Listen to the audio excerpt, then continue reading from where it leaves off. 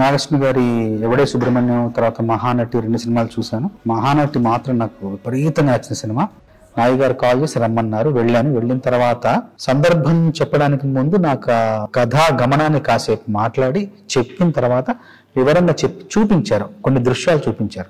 ఆ ఊరిని చూపిస్తూ కాశీలో జరిగే పరిణామాలు కావచ్చు, జరిగే మార్పులు కావచ్చు, జరిగే ఆ జీవన విధానాన్ని అంతా కళ్ళగట్టినట్టు చూపించారు. నాయి గారు కూడా స్పష్టంగా చెప్పారు ఏం కావాలి, ఆ సందర్భం యొక్క ఉద్దేశం ఏంటి, ఆ సందర్భంలో తను ఏం చెప్పాలనుకున్నారని చాలా స్పష్టంగా చెప్పారు. చెప్పిన తర్వాత నేను ఆ దృశ్యాన్ని మనసులో పెట్టుకుని వెళ్ళాను. వెళ్ళి ఒక 3 రోజులు శ్రమించి ఆ మొదటి 3 వాక్యాలు ఏదైతే క్లిష్టంగా ఉన్నాయో అది కేవలం ఒక గంట సమయంలో మొత్తం రాసేసి, మిగతా పాట ఇంకొక అరగంటలో రాసేసి మొత్తం 1.5-2 గంటల పాట మొత్తం పూర్తి చేశాను. ఆయన వెళ్ళి కలిసి పాట వినిపించాను.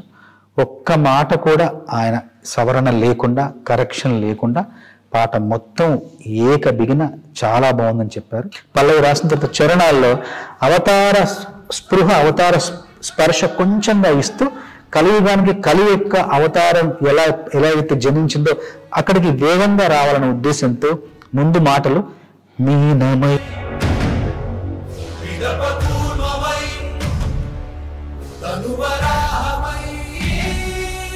మనకు సాయమై ఎన్నో అద్భుతాలు సృష్టించి మనం పుట్టినప్పటి నుండి చూడలేని, నా జీవితంలో నేను పుట్టినప్పటి నుండి నేను సినిమాల్లో చూడలేని ఎన్నో అద్భుతాలు, ఎన్నో విచిత్రాలు ఈ సినిమాలో చూసే అవకాశం ఈ సినిమా ద్వారా నాకు లభించింది. నాకింత గొప్ప అవకాశాన్ని ఇచ్చిన నాగి గారికి, స్వప్న గారికి, దత్ గారికి మనస్ఫూర్తిగా ధన్యవాదాలు తెలియజేస్తున్నాను.